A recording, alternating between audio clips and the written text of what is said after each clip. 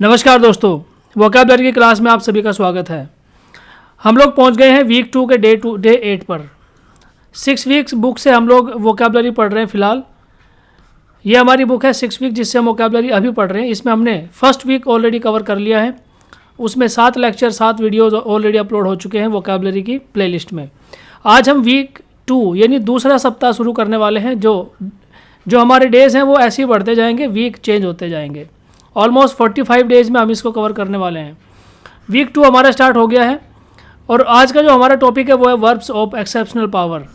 जैसा कि मैं आपको पहले ही बता चुका हूँ कि जो आपके वर्ड्स हैं वो आपकी पावर है, वो आपकी ताकत है। अगर आपके पास अच्छे वर्ड्स हैं, आपके पास खूबसूरत बेहतरीन वर्ड्स हैं, तो आप किसी को भी अपने और आकर्षित कर सकते हैं, किसी के ऊपर भी अपना इन्फ्लुएंस दिखा सकते हैं।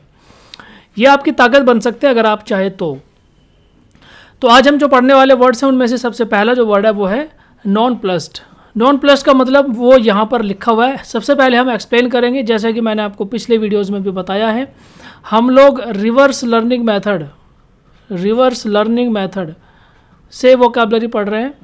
और रिवर्स लर्निंग मेथड में क्या होता है कि एक्सप्लेनेशन देने के बाद आपको बताया जाता है कि बताइए कि कौन सा आंसर सही है, कौन सा गलत है।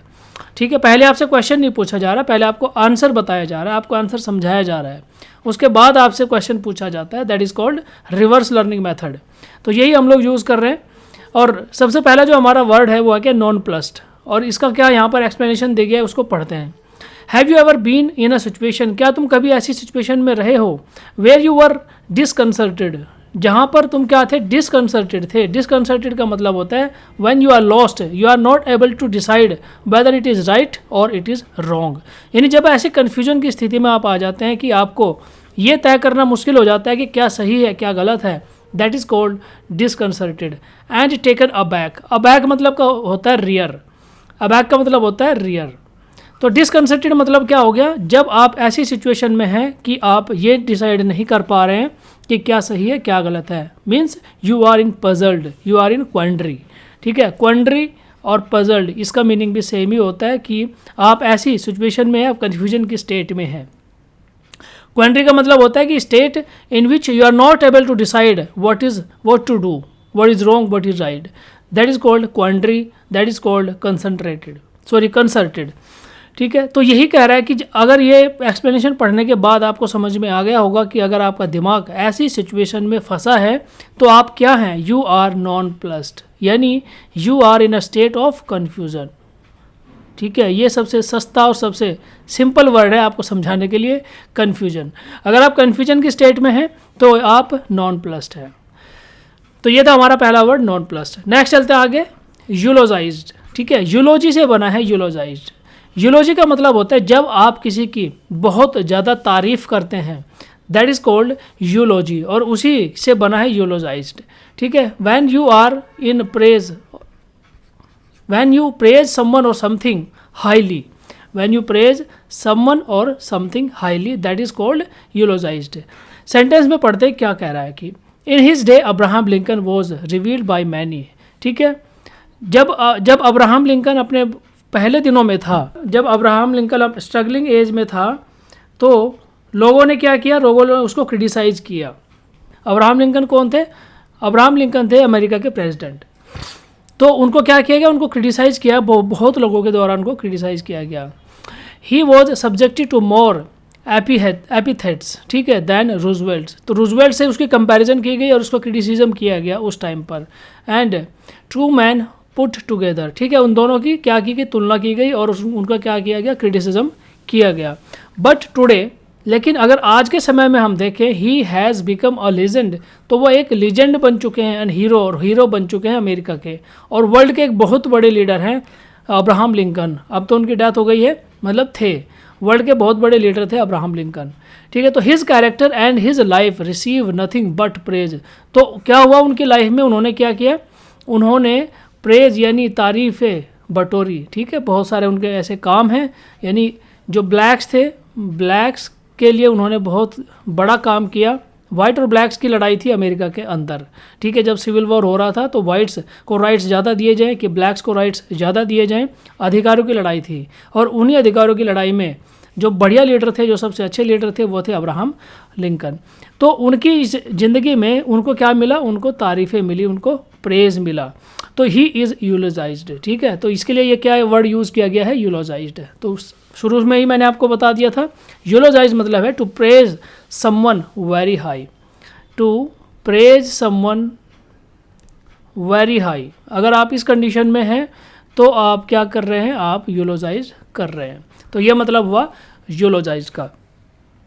नेक्स्ट चलते हैं, एक्सप्लेनेशन के थ्रू हम लोग समझने वाले हैं। यहाँ पर अगला हमारा जो वर्ड है वो है एक्सोरसाइज्ड, ठीक है। एक तो एक्सरसाइज होता है, एक्सरसाइज मतलब अभ्यास करना होता है। एक्सोरसाइज क्या होता है वो मैं आपको बताने वाला हूँ। एक्सोरसाइज का मीनिंग यहाँ पढ़िए कि in the very olden and superstitious days, जो बहुत पुराने दिनों में, ठीक है। सुपरस्टिशियस मतलब होता है आडंबर, ठीक है। आडंबर मतलब जब आप ढोंग, आडंबर, उस तरह की जब आप घटनाएं करते हैं, उस तरह की जब आप एक्सरसाइजेस करते हैं, तो that is called superstitious days. उस दिन जब सुपरस्टिशियस के दिनों में certain rites were performed to cast out evil spirits. तो क्या किया जाता था, झाड़ फूक करके, जादू टोना करके जो एविल स्पिरिट थी, यानी जो बुरी आत्माएं थी, उनको भगाया जाता था, ठीक है। तो उसके लिए यूज़ किया गया है उस टाइम में, उसके लिए यूज़ किया जाता था क्या, एक्सोरसाइज्ड, कि बुरी आत्माओं को भगाना, झाड़ फूक करके, जादू टोना करके बुरी आत्माओं को भगाना, दैट इज़ कॉल्ड एक्सोरसाइज्ड उस टाइम में। बट नाउ, अब क्या हुआ है कि now we use this word in many other fashion. आज के टाइम में हम एक्सरसाइज को अलग अलग तरह से यूज़ करते हैं। जैसे we hope for instance to devise plans that will banish war. ऐसे प्लान्स बनाना, ऐसी योजनाएं बनाना जिनकी मदद से वॉर ख़त्म हो जाए, वॉर रुक जाए। तो अगर ऐसा हो रहा है तो क्या है, the spirit of war must be exorcised, यानी युद्ध करने की जो भावना है वो क्या हो जानी चाहिए, एक्सोरसाइज हो जानी चाहिए, कास्ट अवे हो जानी चाहिए, ख़त्म हो जानी चाहिए। तो क्या मीनिंग निकल के आएगा एक्सरसाइज का, एक्सरसाइज का मीनिंग निकल के आएगा to make an evil spirit leave, यानी बुरी आत्माओं को भगाना। ये पुराने टाइम में यूज़ किया जाता था। आज हम इसको कैसे यूज़ करते हैं, to remove something very bad और पेनफुल फ्रॉम योर माइंड, ठीक है। दिमाग से बहुत गंदी आदतों को, बुरी आदतों को भगा देना, निकाल देना, दैट इज़ कॉल्ड एक्सरसाइज्ड। उम्मीद है ये आपको समझ में आ गया होगा कि एक्सरसाइज क्या होता है। नेक्स्ट चलते हैं नंबर 4, इसमें कह रहा है कि यू कैन ऑफ कोर्स, ठीक है, you can of course recall more than one occasion in your life, ठीक है। यानी एक से ज़्यादा इंस्टेंसेस आपके लाइफ में ऐसे हुए होंगे when you have been completely absorbed, जब तुम कम्प्लीटली क्या हो गए होंगे, एब्जॉर्ब्ड, सोख लिए गए होंगे। एब्जॉर्ब मतलब सोख लिए जाना, यानी in something of great interest, यानी आपकी ज़िंदगी में बहुत सारी घटनाएं ऐसी हुई होंगी कि जब आप बिल्कुल तल्लीन हो जाते हैं, बिल्कुल खो जाते हैं किसी चीज़, ऐसी चीज़ में जिसमें आपका इंटरेस्ट बहुत ज़्यादा है, ठीक है। ऐसी कोई इंटरेस्ट की चीज़ है जिसमें आप खो गए हों, आपको आसपास क्या हो रहा है बिल्कुल पता नहीं लगता है, ठीक है। कौन अंदर आ रहा है कमरे में बिल्कुल आपको पता नहीं लगता है। अगर आप इतना ज़्यादा तल्लीन हो जाते हैं, किसी चीज़ के अंदर खो जाते हैं, ठीक है, खो जाना, समा जाना, ठीक है, किसी चीज़ के अंदर समा जाना या ध्यान, ठीक है, आपका जो ध्यान है वो ध्यान लगाना। अगर आप किसी चीज़ में इतना ज़्यादा ध्यान लगा लेते हैं, इतना खो जाते हैं, इतना समा जाते हैं कि आपको आउटर वर्ल्ड के बारे में कुछ भी मालूम नहीं रहता है, that is called engrossed, that is called engrossed. अगर आप मैच देखते हुए इतना खो जाते हैं कि रूम में किसने एंटर किया, केवल और केवल आपका फोकस, आपका कंसंट्रेशन मैच देखने पर है, तो आप एनग्रोस्ड हैं। अगर आप किसी सब्जेक्ट को पढ़ते हुए इतना खो जाते हैं कि आपके आसपास क्या हो रहा है, आप कौन सी आवाज़ें आ रही हैं, उससे आपको कोई लेना देना नहीं है, तो आप एनग्रोस्ड हैं। तो इसी का मतलब होता है क्या, एनग्रोस्ड, खो जाना, तल्लीन हो जाना, समा जाना किसी चीज़ के अंदर। नेक्स्ट चलते हैं नंबर 5। नंबर 5 दिया है कि here is a habit that probably isn't limited to old age, ठीक है। यानी ये एक तरह की हैबिट है जो केवल और केवल ओल्ड एज के लोगों तक ही लिमिटेड नहीं है, but it is more apt to be a practice of the old rather than of the young, ठीक है। लेकिन हम ये कह सकते हैं कि यंग लोगों की बजाय ओल्ड आदमी इसको, यानी जो बूढ़े लोग होते हैं वो इसको ज़्यादा प्रैक्टिस करते हैं। किस चीज़ को, वो अभी बताने वाला है कि you have sometimes beard, you have sometimes heard an elderly gentleman grumbling, mumbling, muttering, ठीक है, इनकोहेरेंटली अबाउट समथिंग, यानी किसी चीज़ के बारे में ग्रम्बलिंग, मम्बलिंग एंड मटरिंग। देखिए ये 3 वर्ड यहाँ पर दिए हैं, मैं इनका मीनिंग आपको बताता हूँ। ग्रम्बलिंग का मतलब होता है क्या, टू कंप्लेन, यानी जब आप गुस्से में किसी चीज़ का कंप्लेन करते हो कि यार ये कैसे कर दिया, ये कैसे हो गया, जब आप इस प्रकार से कंप्लेन करते हो ना गुस्से में, यानी बैड मैनर के साथ में, आप बैड टेम्पर के साथ में जब आप कंप्लेन करते हो किसी चीज़ की, दैट इज़ कॉल्ड ग्रम्बलिंग। ठीक है, बैड टेम्पर। जब आप बैड टेम्पर्ड यानी हॉट टेम्पर्ड के साथ में किसी चीज़ की कंप्लेन करते हो ना, तो दैट इज़ कॉल्ड क्या, वो क्या हो गया, वो हो गया ग्रम्बलिंग। अब बात करते हैं मम्बलिंग की। ठीक है, मम्बलिंग का मतलब होता है मुंह में, आपने मुंह भी नहीं खोला बट आप कुछ कुछ बोल गए, धीरे धीरे, बहुत ही धीरे धीरे से जब आप कुछ बोल जाते हैं, ठीक है, आप फुसफुसा जाते हैं किसी चीज़ को लेकर ना, आप धीरे से बिना मुंह खोले कुछ चीज़ बोल जाते हैं, तो दैट इज़ कॉल्ड मम्बलिंग।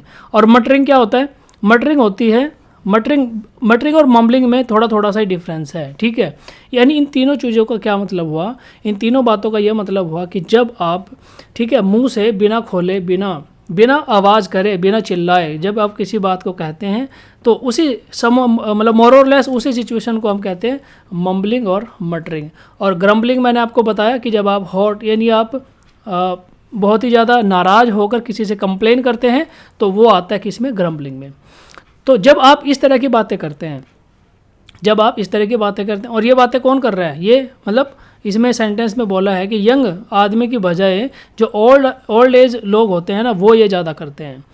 ठीक है, आपने सुना भी होगा कुछ जो बूढ़े लोग होते हैं ना, वो अपने ही आप में खोए रहते हैं, कुछ कुछ बातें बोलते रहते हैं। ठीक है, तो दैट इज़ कॉल्ड मम्बलिंग और मटरिंग, उसको मटरिंग बोलते हैं। तो ही वॉज क्या, मॉन्डरिंग। वर्ड हमारा क्या है, वर्ड हमारा है मॉन्डरिंग। तो ये मॉन्डरिंग हो रहा है, जो जितनी घटनाएं अभी मैंने आपको बताई है ना, ठीक है, धीरे धीरे बोलना, किसी को डांट देना, ठीक है, तो दैट इज़ कॉल्ड मॉन्डरिंग। ये मॉन्डरिंग होता है। और मॉन्डरिंग का मतलब, ये जो मैंने आपको तीनों बातें बताई हैं, यही मतलब होता है मॉन्डरिंग का, क्या, टू टेक और राइट इन कन्फ्यूज्ड वे, यानी इस प्रकार से आप बातें कर रहे हैं कि आप धीरे धीरे बोलेंगे, सामने वाले को सुनाई भी नहीं देगा, आप कन्फ्यूजन में रहेंगे कि आपने क्या बोल दिया, क्या नहीं बोल दिया है, तो दैट इज़ कॉल्ड मॉन्डरिंग। और ये सिचुएशन कब आती है, ये सिचुएशन तब आती है कि जब आपकी एज ज़्यादा हो जाती है और आप कोई बात बोलना चाहते हैं, आप अपनी तरफ से बेस्ट कोशिश करते हैं उसको एक्सप्लेन करने का, बट आपके सामने जो खड़ा है उसको वो चीज़ समझ में नहीं आती है। ठीक है, ज़्यादातर बूढ़े लोगों के साथ में ये चीज़ होती है ना, जो ओल्ड एज जो लोग होते हैं उनके साथ में ये चीज़ होती है। अगर आपके आसपास ऐसा कोई है तो आप उससे इसको कनेक्ट कीजिए कि किस प्रकार से ओल्ड एज होते होते जो हमारी सेंसेस होती हैं ना, वो भी थोड़ी सी क्या हो जाती हैं, स्लो हो जाती है, रिएक्शन टाइम हमारा स्लो हो जाता है, इसी वजह से ये चीज़ होती है मॉन्डरिंग। तो ये थे हमारा वर्ड क्या था, मॉन्डरिंग। ओके, आगे चलते हैं। नेक्स्ट है नंबर 6। इस पर आप क्या वर्ड दिया है, स्पॉन। ठीक है, स्पान वर्ड दिया है। स्पान का मतलब मैं आपको बताता हूँ क्या होता है। वर्ड हमारा है स्पांड। ठीक है, SPAWNED, स्पांड। तो स्पान, वैसे स्पॉन का मतलब होता है SPAWN। स्पान का मतलब होता है कि जब फिश यानी मछली, ठीक है, जब मछली बहुत सारे एग देती है ना, एग्स देती है, कहाँ, पानी के अंदर, तो दैट इज़ कॉल्ड स्पॉनिंग, उसी को कहते हैं स्पॉनिंग। बट ये उस सेंस में यूज़ नहीं किया गया यहाँ पर। ये किस सेंस में यूज़ किया गया है, ये यूज़ किया गया है कि जब आप कोई नया, ठीक है, जब आपको यानी टू कोज, यानी जब आप कारण बनते हैं, किसी नई चीज़ को करने का कारण बनते हैं, ठीक है, दैट इज़ कॉल्ड स्पॉन्ड। आप इसको क्रिमिनली भी यूज़ कर सकते हो, जैसे it has स्पॉन्ड criminals, it has स्पॉन्ड criminals, यानी इन्होंने क्या किया, क्रिमिनल्स को जन्म दिया। ठीक है, जन्म आप इसके लिए यूज़ कर सकते हो, या कोई नई चीज़ स्टार्ट करने के लिए आप इसको यूज़ कर सकते हो, स्पॉन्ड को। इसका मीनिंग क्या हुआ, इसका मीनिंग होता है कि टू कोज समथिंग न्यू, ठीक है, या many new things. To choose something new, ठीक है, समथिंग न्यू और मैनी न्यू थिंग्स। ठीक है, जब बहुत सारी नई चीज़ें स्टार्ट होती हैं, उनमें से कुछ क्रिमिनलाइज भी हो सकती हैं, कुछ ऐसी चीज़ें हो सकती हैं जो क्रिमिनल से रिलेटेड हो, कुछ अच्छी चीज़ें भी हो सकती हैं। तो स्पॉन्ड मतलब केवल और केवल नेगेटिव सेंस में यूज़ नहीं होता है, इसको पॉजिटिव सेंस में भी यूज़ किया जा सकता है। ठीक है, नेक्स्ट चलते हैं आगे, number 7। Men of distinctions are usually men of energy and drive. ठीक है, जो मैन ऑफ डिस्टिंक्शंस यानी जो वैल्यूबल आदमी होते हैं, उसके अंदर बहुत ज़्यादा एनर्जी, बहुत ज़्यादा ड्राइव भरा होता है।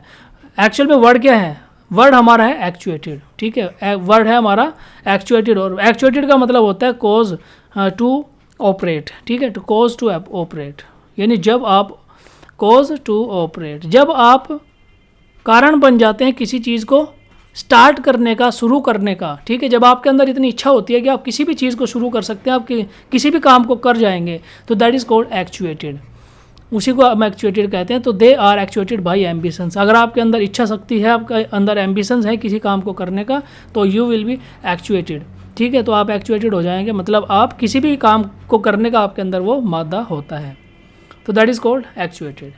ओके, नेक्स्ट हमारा वर्ड क्या है, नंबर 8 पढ़ते हैं। नेक्स्ट हमारा जो वर्ड दिया है ना नंबर 8 में, वो है पिलरीज, ठीक है। पिलरीज क्या होता है, देखिए मैं आपको एक पिक्चर की मदद से समझाता हूँ, ठीक है। आपने पुरानी फिल्मों में भी देखा होगा, आपने पुरानी फिल्मों में इस तरह की एक पिक्चर देखी होगी कि एक आदमी है जिसको, एक आदमी के गले में ना इस तरह का एक फट्टा डाला होता है, ठीक है। ये मान लो आदमी है, नीचे ये आदमी है, और इसके गले में यहाँ पे क्या डाला है कि एक लकड़ी का एक फट्टा डाला हुआ है इस प्रकार से, और उसके जो हाथ है ना, हाथ भी उसके यहाँ पर बांधे हुए हैं, इसी में ही उसके हाथ भी बांध रखे हैं इस प्रकार से, ठीक है। तो एक लकड़ी का एक ऐसा फट्टा होता है जो पनिशमेंट के लिए यूज़ किया जाता है, जिसमें से आपका जो गला होता है ना, आपकी जो गर्दन होती है, वो भी यहाँ से बाहर निकाल दी गई होती है इस प्रकार से, और आपके जो हाथ हैं वो भी यहाँ से बाहर निकाल दिए गए होते हैं, ठीक है, फट्टे में से। पुरानी फिल्मों में आपने इस प्रकार के सीन देखे होंगे, पनिशमेंट के लिए यूज़ किया जाता है। तो इसी को कहते हैं पिलरीज, दीज एजेंट्स ऑफ क्राइम। यानी जो आदमी क्राइम करता है ना, जो आदमी क्राइम करता है उसको पनिशमेंट देने के लिए ये तरीका अपनाया जाता है, ठीक है। इसको पिलरीज बोलते हैं, ये तरीका जो पनिशमेंट का है इसी को बोलते हैं पिलरीज, ठीक है। तो ये था आज का हमारा वीडियो, जिसमें मैंने आपको कुछ वर्ड्स को एक्सप्लेन किया। मुझे उम्मीद है कि वीडियो आपको ज़रूर पसंद आया होगा। अब हमने स्टार्ट किया है क्या, हमने स्टार्ट किया है वीक 2, और आज हमारा था डे 8, ठीक है। इसी प्रकार से हम अपनी जो जर्नी है वो आगे बढ़ाते रहेंगे। कल मैं आपके लिए लेके आऊँगा डे 9 का वीडियो, ठीक है। उसमें भी बहुत ही इंटरेस्टिंग वर्ड्स आपके लिए रहने वाले हैं। आज के इस वीडियो में फ़िलहाल इतना ही है। देखने के लिए धन्यवाद। जय हिंद।